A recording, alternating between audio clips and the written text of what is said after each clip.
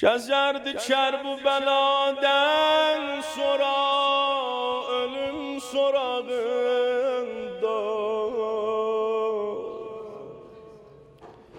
Medine'de oturardı hemişe gün qabağında. Belanı başına göden bela xedenci yağardı.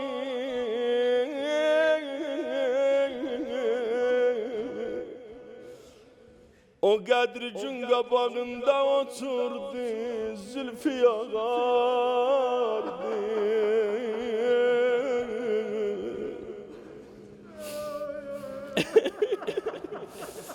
Cesaret eyledi xamen, bu ümdə mühnəti yazdı. Görən kəniz bilərdi, xanımlığın tanımazdı. Allah. Elə ki gəldilər qardaşlar görə o cənabi, kəniz adıyla çağırdı öz əqrəbası Rubabi.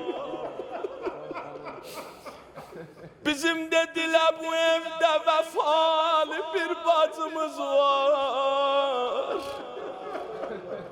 Rubab adlı Azize hayalı bir bacımız var. Nezaret ettikçe görmüyor eser bacımızdan. Kəniz aman gedib tez getir xəbər bacımızdan. Rubabın qardaşları gəldi, qapını döydü, xanım Rubab özü yaşdı qapını qardaşlarına, amma tanımadılar. Təsəvvür eylə Rubabin dolandı halinə aləm.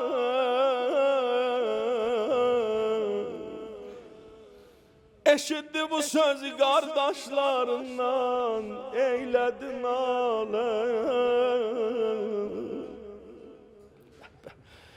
Dedi durustu baxın, ey bəraderan vəfadan.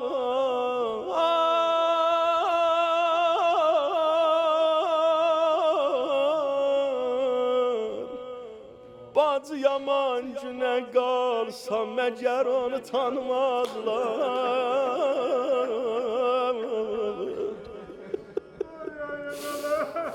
Bəh, bəh, bəh. Xiyal eyləməyin siz ki mən bu evdə kənizəm. Kəniz Zeynəbəm əmma cahan yanə əzizəm.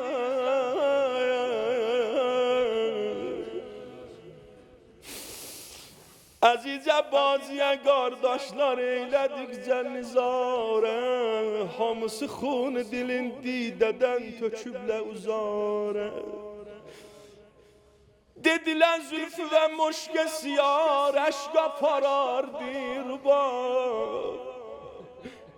Bacı ne oldu ki bu az zamanda zülfün ağardı. Ruhve kurbanım üstadın zevi.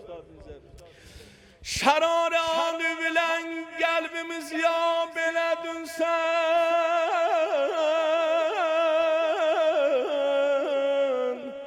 Bu qədr yağlamaq olmaz, bizi kebab elə dünsən. Nədən belə özünü çağıb dilaya salıbsan. Məgər nə olubdu ağamız Hüseyin, bu halə qalıbsan. Amma desən daha, dedi Hüseyin adın ağizdə zikr edin sizi tarih. Eşitcə çün xanımım Zeynəb eylər əşkili cari.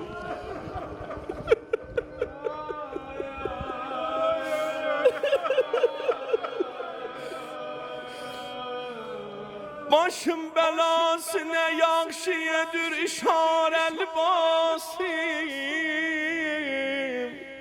Kardeşler Hüseyin gerasıdır enimdeki bu karel basim.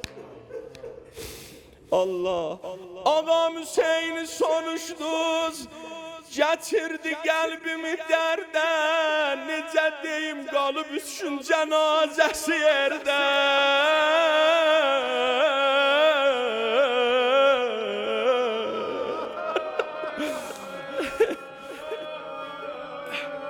Diyar Kərbəlada Hüseyin şəhadətə yetdi. Talandı yeymələri, itirəti isarətə geldi. Çox batmayacaq. Nicin xatəm-i dövlət nəsib-i əhrümən oldu. Nə əhl-i beyt, nə məcər, nə cismi, nə kəfən oldu. Dey qardaşları nə qədər israr elədilər, rubabdı gedək. Dedi olmaz, mən nə qədri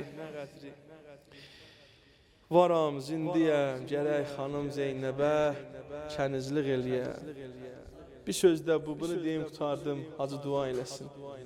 Vaqən günləri, ağa bəzən deyilər, kim dildə Hüseyin adını edib, əzbər apardı, qəbrə əli boş etmədi, bir qohər apardı.